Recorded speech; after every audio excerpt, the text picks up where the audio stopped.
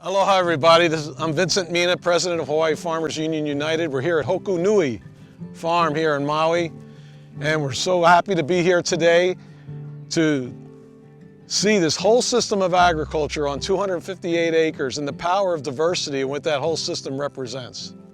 So come on inside and check it out. So we're in the Ahapua'a of Hamakua Poko, and so we're in the Pi'ihola region of Makawao on the island of Maui, and we call this place Hoku Nui. Hoku Nui, Hoku means star, and Nui is a superlative or an accentuation word in Hawaiian. So it accentuates stars. It could be guiding light or many stars. Constellation. Constellation. A grouping of stars. Since this property is zoned agricultural, and our ambition was to build community, it was a perfect conglomeration or melding, if you will, of the intent to connect ourselves to the land. Our project isn't just about farming, it's about community living on a farm. Because we needed to go through subdivision process, we knew that building houses and that would take a lot longer than starting the farm. And the land needed restoration. When we came here, 50% of it was covered with grass. 50% was dirt. Cattle were grazing all over the 258 acres. We decided on a quadruple approach, and the four legs are ecology, society, culture, and economy. Ordinarily, what our culture looks for, the more capitalistic, is the three. Doesn't include culture, but since we're in a host culture, we wanted to focus attention and integrate culture into the bottom line to evaluate our success. We began with an ambition towards sustainability. And for the first couple of years, we simply observed, a little bit contemplative, searching for the needs of the land, knowing that the soil needed restoration. A couple of years into the project, we came across a fellow named Darren Doherty, who introduced us to a set of tools, if you will, called the Regenerative platform. He also introduced us to the concept of regenerative as opposed to sustainability or sustainable, because he contrasts the two by asking if you would like to maintain or if you would like to get better. And of course, the ambition is to get better and better over time. It's based upon something called the scale of permanence. So you start with those elements within your environment that are the most permanent and address them going to the least permanent. So it begins with a climate, both physical and cultural. Is really coming to understand the overall context in which your endeavors are engaged, but also regulatory environment,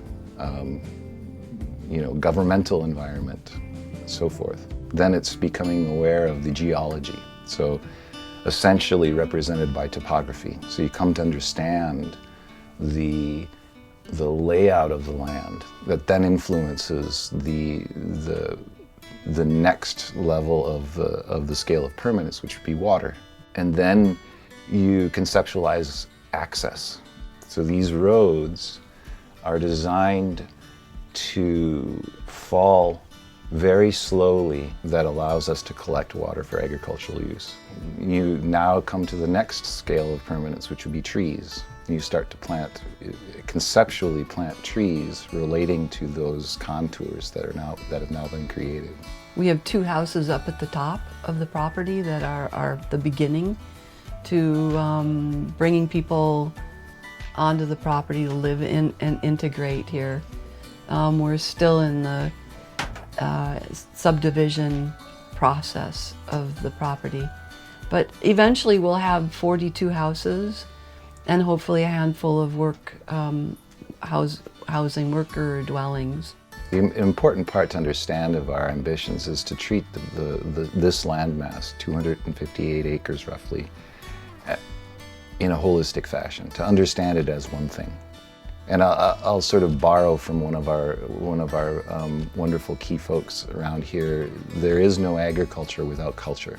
It's an ambition of ours to emphasize a connection between the Aina, the land, and the humans that live upon it.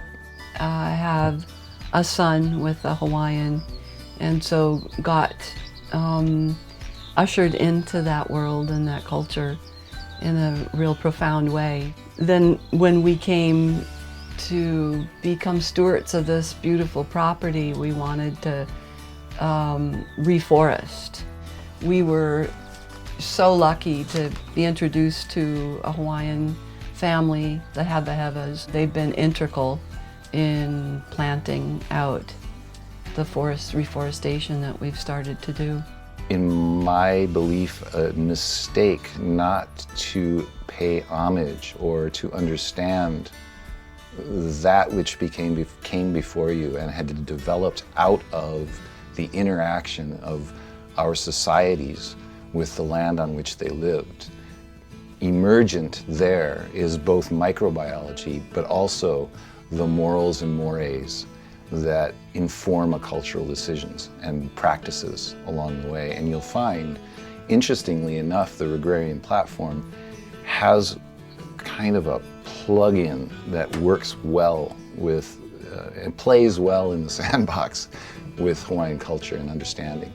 A group of 80 kids from Kamehameha schools came and helped plant one of the tiers or sections, and they chanted to the plant. And that section has grown.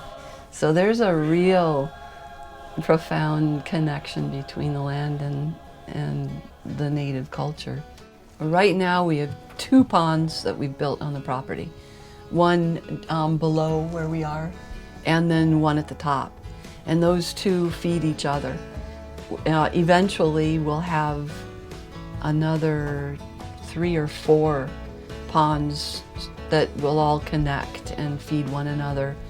So hopefully we'll have enough water through droughts like we've been experiencing for the last 3 years. When Darren Doherty came along, I'll try and see if I can get his accent right. We were walking along talking about the restoration of the soil, and he said, "Right, mate, you got your workforce right there." And that's the cattle.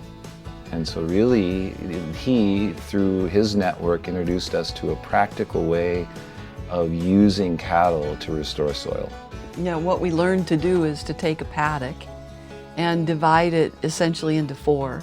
And we use electric fencing, so it's relatively easy once you have the outline of the paddock in place. You let a large herd of cattle into a quarter of that paddock, and now they're grazing everything that's there because they know they're limited. 4 hours later, you open it up then to the next quarter, and then another 4 hours later you open it up to the next quarter, and pretty soon they have the full paddock to eat. But they've always what we call they non-selective graze.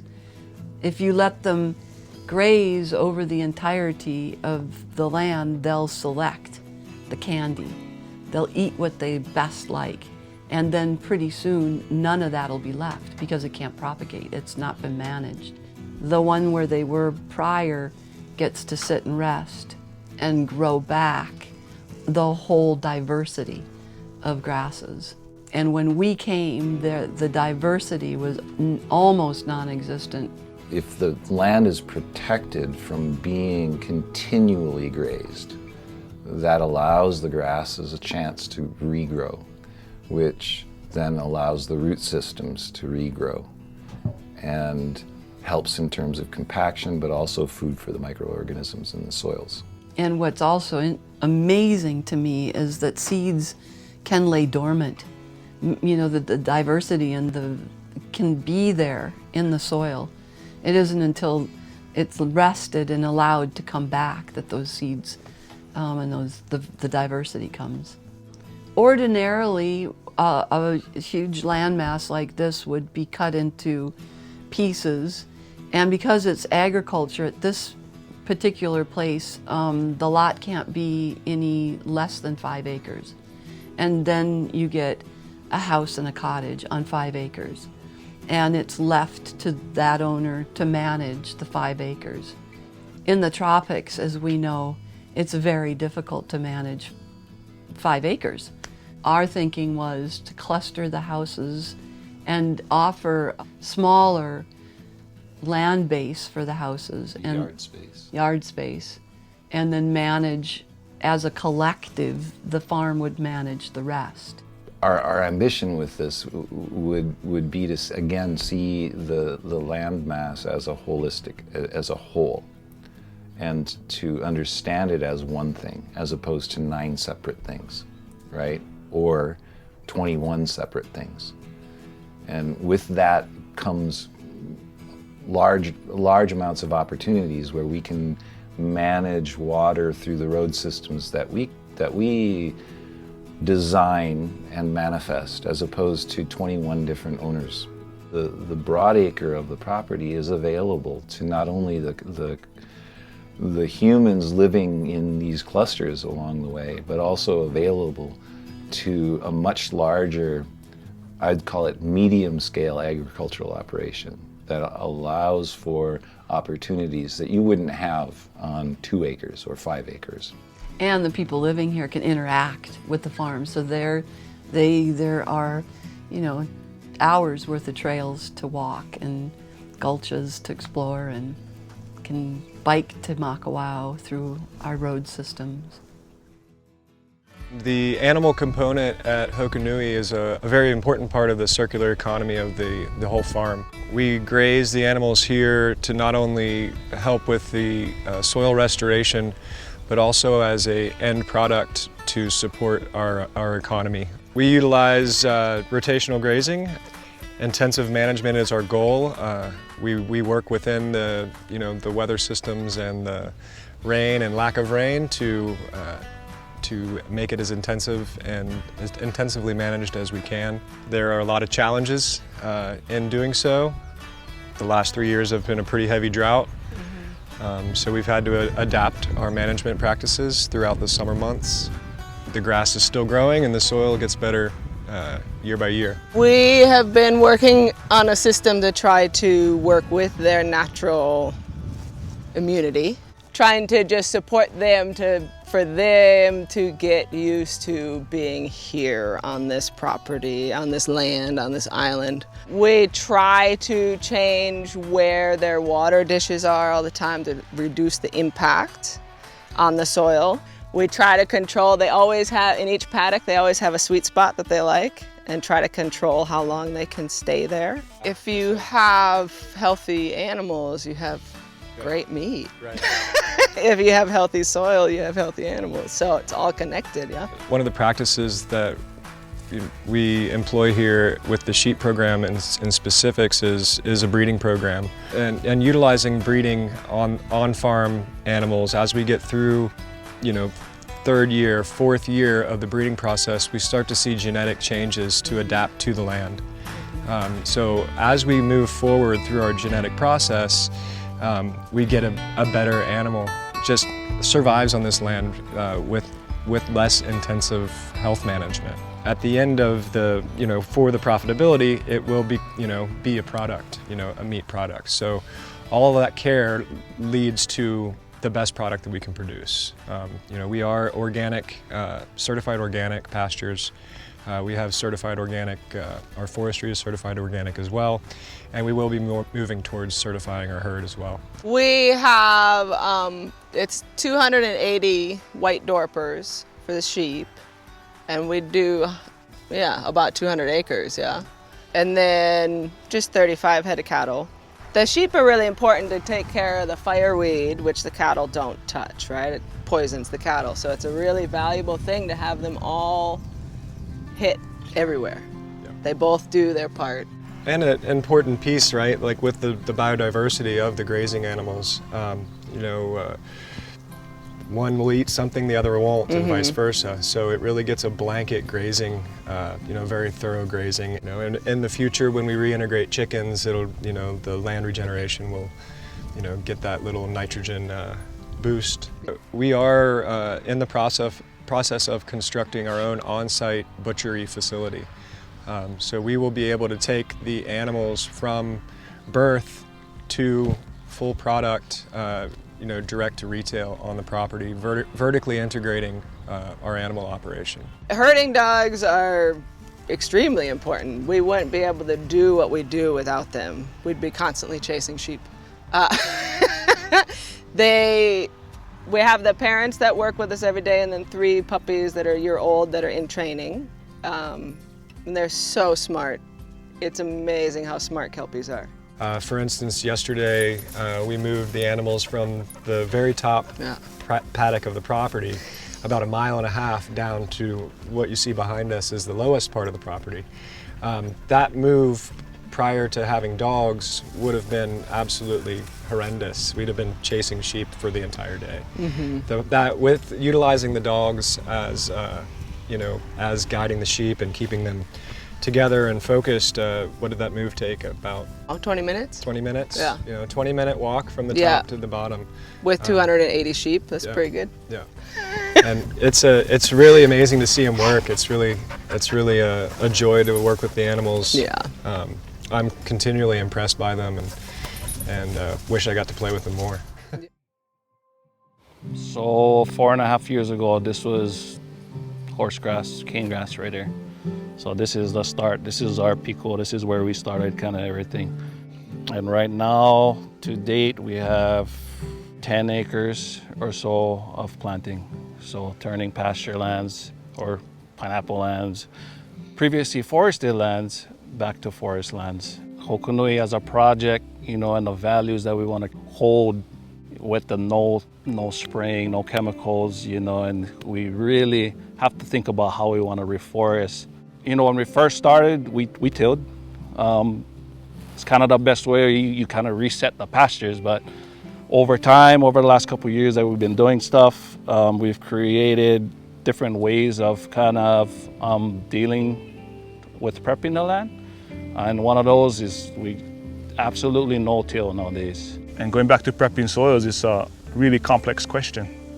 We never really had to do that before with the amount of desecration that's happened with the land. So we got to be just as resilient as our ancestors and come up with solutions. Wasn't a kuleana to go reforest before. It's a new concept. Before we actually do anything, we go in and we find the keyline point. That's another riparian step that we kind of take, and it's an old concept. If you look at the old traditional Hawaiian OI systems, it's that 2% grade, that feeds the ahupua'a. We look at the field 6 months before we even plant it, or 8 months, and we design it from 8 months before we even get into a field of how we want to find our key lines, how we want to do certain things. So sometimes it looks pretty trippy. Look like the water is actually going uphill because the water is pooling from the valley to the ridge. Darren Doherty, was able to come over and consult on that ideology. So when water falls and hits the slope, it hits these keyline trenches and it automatically irrigates right down the line.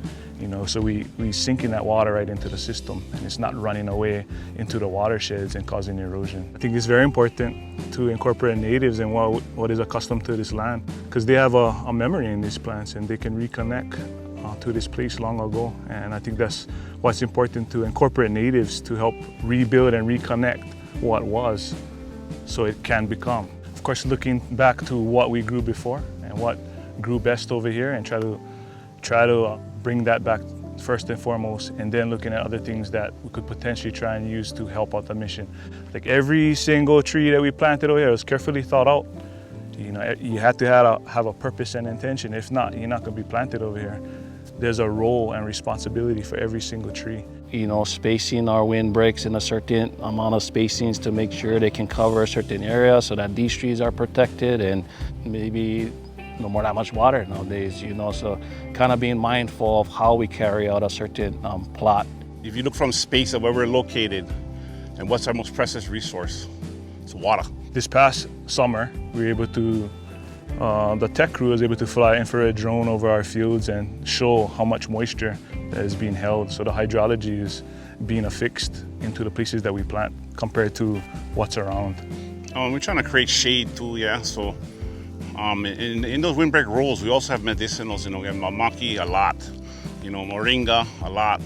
In our FSP plan, we was able to buy some of these trees.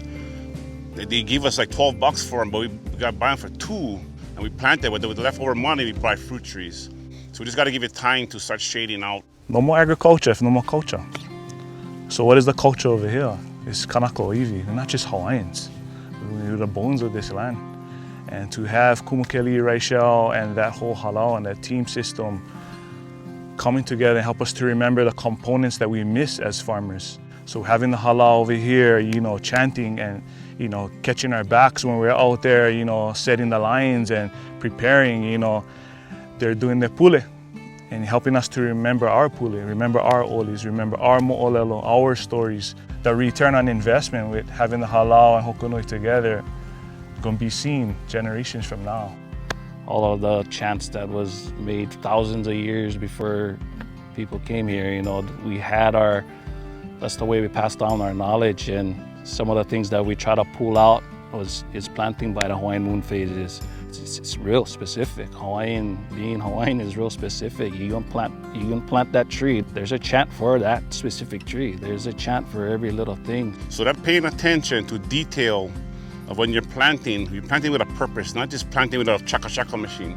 You know, you're throwing your whole being into that plant when you're planting. So that's what a true training, true halau brings to any kind of effort. It was a big help too, honestly, with the community being here.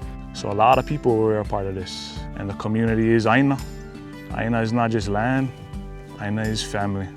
Our kids and their kids and their kids will always be a part of this island. We just want to make sure that there is a future.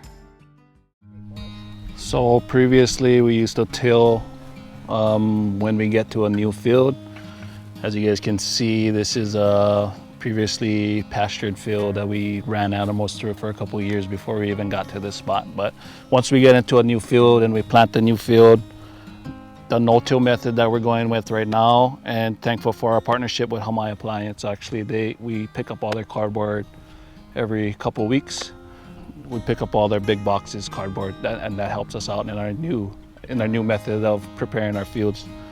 Like 6 to 8 months before we actually get to this stage is key lining the field. It's like a plow that goes. We try to stick it 18 to 20 inches deep in the ground, and we let that sit for a little bit until we get to our actual planting time, which is this field is actually coming up pretty soon. Once we get to that stage, what we actually do is we mow it down tightly. Where all the flags are is where our actually trees are going to be, you know, planted. We mow it tight. We dig up where the tree is going to go, and then we actually add stuff that we grow around the farm to that area of where the tree is going to go when we get to planting the field. What that does is just feeds stuff and the life that's already in there. Once they dig that up, we throw the chopped greens inside, and then we actually have a couple piles of topsoil that we've made from previous stuff that we did on the farm too. Whether it's grubbing different areas for different things, we gather all that stuff and we make basically compost out of it. We bring that to the field, to our rows. We rake that flat into our specific rows that we wanted to plant. And then we we water that in. We make sure everything is watered in. We really noticed that if we don't water it, the life is not really in there. We really got to get the water in before we put the sheet mulch down. And then we actually cover it with real mulch. It's just a 3-inch layer or so of mulch on top of that. And that's another partnership with Doyle. They bring their mulch for storing their equipment onto the property. So we have a couple different partnerships that we're really thankful for, because without them doing this no-till method and even doing everything that we do in a field is not really we can't get it done without those partnerships. So a good window is about 2 months. We let the whole row sit before we even plant in it. So we let everything kind of just die off underneath. If we leave it too long, we found that you completely kill every life in the soil. So we don't leave it too long, but we leave it for just about a certain amount of time so that we don't kill everything in the ground. And all of the topsoil that we are actually raking on is, like we said, it's grubbed up stuff from around the farm or weeds that we pull, big chunk of weeds that we pull that's turned, and add mulch to it. And it's over time, that's all that biomass that just came from this aina that's just going back onto the aina. So, and that's what they're raking in now. If you think 6 months ago, all this dirt was actually big weeds that just broke down over time, and then we're actually putting it back onto the land. After the preparation that you guys just got there, we let it marinate and sit for a little bit before we actually plant. But this is what one of those rows will look like 3 months after getting plants into the ground. So no till, just adding a bunch of biomass in there, watering it down, putting sheet mulch, putting cardboard, letting it sit. 3 months later, after you plant, this is what you get. All of our composting on site is done with our biomass from the property. We collect grass clippings with a grass collector behind our tractor, add it with wood chips that we collect, and mix it up, cook it, and let it sit for a while, and rinse and repeat. Our animal operation and our butchery closes the nutrient cycle in how we process and manage our animals. We compost all of the remains, closing the nutrient cycle by spreading that back on the pastures that then adds nutrients back to the forage that they then eat. Aside from the solid compost, we do have are managing Hōkūnui's first outward-facing product, which is compost tea. And this is a entirely vegan compost tea. Basically, with the tea program, what we're doing is we've started it as a solution and an alternative to chemical fertilizers. We're doing it on a commercial scale so we can actually give our customers, on the bigger footprint customers, an ability to change protocol for land use. As far as the way we make it, we take compost and we aerate it. We add food sources. It's spelt, it's kelp. There's a bunch of different ingredients that go in there. That's the food that activates the compost microorganisms. And by aerating it, what we do is we're multiplying them by the billions. We're emphasizing root depth. This is one byproduct of using compost tea. Your roots are going to go deeper, so your roots are going to hold more soil. Nutrient cycling, all that is going to become a natural process in the soil. That healthy soil then in turn holds carbon, it holds nutrients, it locks things in that aren't supposed to be let out. Overall, healthy plants, healthy air, healthy environment. We're giving it a little bit of a push, but once we get it established, then the maintenance on that cycle is really easy. We do a conversion, so anybody who's ever been on chemical fertilizers, what we'll do is we'll go in there and we'll do a 3 to 4 step process as far as inoculating the soil, get the soil alive and active again, and get people out of the mindset of your status quo land management. Once any land user or agricultural or homeowner is using anything close to coastal areas, everything they do impacts the coastal environment. We're trying to work with Maui Nui Coastal Resource Foundation to have a kind of a barometer as far as water quality, and eventually we can get into a protocol with them where we convert somebody and we can do a before and after test of the water and the environment around where they occupy. And we're here to offer common sense solutions to those problems. I'd like to thank everybody for watching today and taking the tour around our farm at Hoku Nui. You know, as you can see from the previous interviews that we've been through today, we have an amazing team, and we're all extremely dedicated to our mission of, you know, building a project that we're proud of and taking care of the Aina and the land that we work with. Our focus overall is on community, not only with the community of the employees that work here, but the community of our future residents and the community of our microbes and the community of the native plants.